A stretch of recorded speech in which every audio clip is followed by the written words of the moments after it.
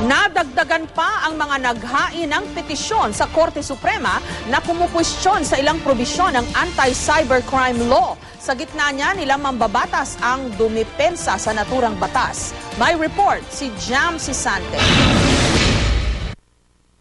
Patuloy na humahaba ang listahan ng petitioners kontra sa Cybercrime Prevention Act of 2012. Ayon sa Ateneo Human Rights Center, labag daw sa saligang batas ang ilang probisyon nito.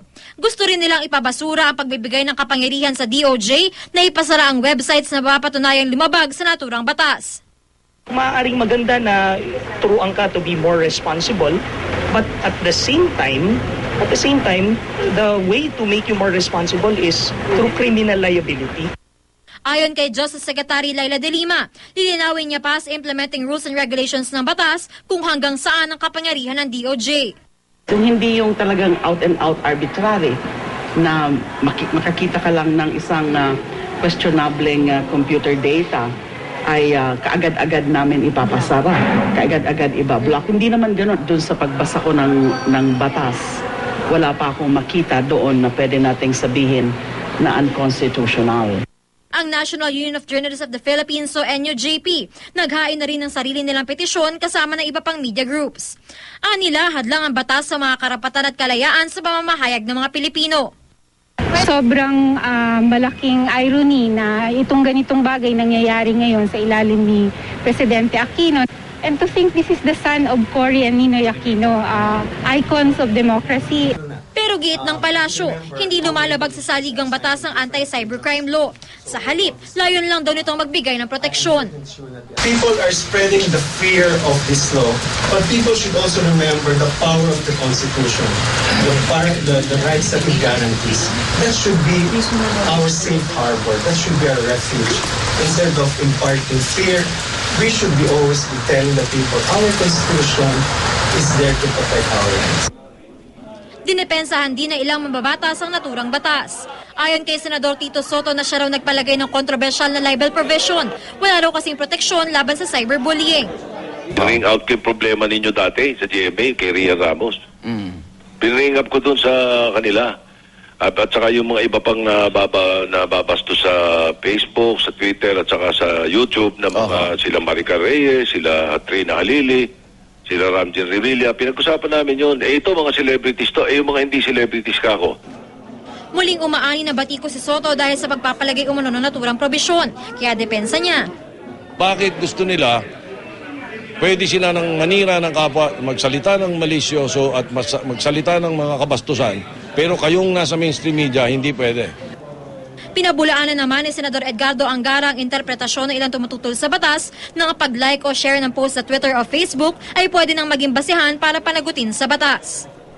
Let's not overly react to this because there is really nothing to fear except fear itself.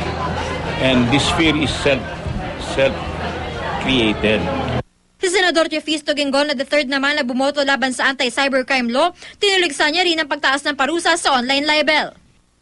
Bakit yung mga gumagamit ng internet, mas malubha yung penalty?